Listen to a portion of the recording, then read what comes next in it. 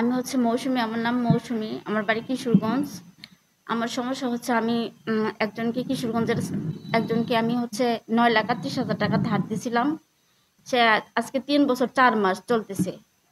সে আমাকে এখন পর্যন্ত কোনো টাকা দিচ্ছে না, টাকা দেয় না, দেয় করে এই পর্যন্ত নিছে। এখন হচ্ছে ভাইয়া আমার এমন একটা অবস্থা আসছে যে আমি একবেলা খাইলে আরেক বেলা খাবারের ব্যবস্থা করতে পারতেছি না। আমার এই ছোট বাচ্চাটা, আমি বাচ্চাটার কোনো ভরণ-পোষণের দায়িত্ব নিতে পারতেছি না। তাই আমি বাধ্য হয়ে আমি কি করব? আমি তার সুন্দর একটা ফিউচারের জন্য আমি তাকে দত্তক দিতে চাচ্ছি।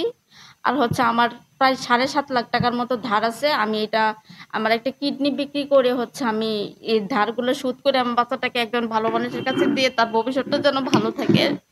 তারপর হচ্ছে হয়তো আমি সুইসাইড করব, নয়তো আমি দেশ ছেড়ে কোথাও পালাবো। বা এরকমও হতে পারে আমি গাড়ির নিচেও মাথা দিতে পারি যদি সহ্য করতে না পারি। আমার এত সুন্দর একটা বাচ্চা, এই বাচ্চাটারে নিয়ে আমি সবকিছু ভুলে আছি। এখন এই বাচ্চাটাও যদি আমার কাছে না থাকে, আমি যদি কাউকে দত্তক দিয়ে দেই, সে তো মা চিনে। আপনারা তো দেখতেছেন সে আমার জন্য কতটা পাগল। আমি বাচ্চাটাকে ছাড়াই কেমনে থাকবো? আমি কেমনে বাঁচবো তখন?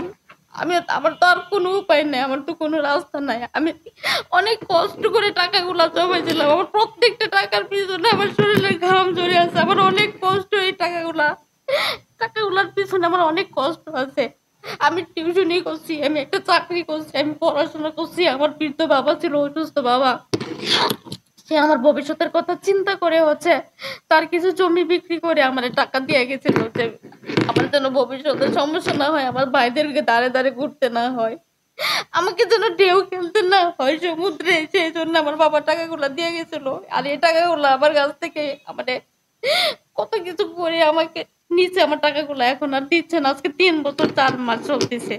তার মধ্যে আমার কত ঝামেলা গেছে। আমার বাবু পেটে ছিল, আমার বাবুর সিজার হয়েছে, আমার হসপিটালে ছিলাম।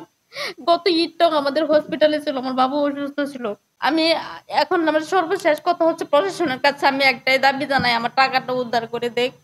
আমার বাচ্চাটাকে আমার একটা ভালো মানুষের কাছে দেখ, যেন তার ভবিষ্যৎটা সুন্দর হয়। আর আমার একটা কিডনি বিক্রি করে আমার ঋণগুলো শোধ করার ব্যবস্থা করে দেয়। এটা প্রশাসন এখন আমাকে যেভাবে যাইতে বলে আমি সেভাবে বলবো। আমি যদি এখন কোর্টে যাই, সেই কোর্টে যে আমি উকিলের পিছে দৌড়াবো, উকিলের খরচ দিব, আমি যে কোর্টে চাইতে দৌড়বো আমার এই পিচ্ছি বাচ্চাটাকে নিয়ে এই গরমের মধ্যে, সেটা আমার পক্ষে সম্ভব হইতেছে না। উকিলের খরচ বহন করতে পারতেছি না আমি।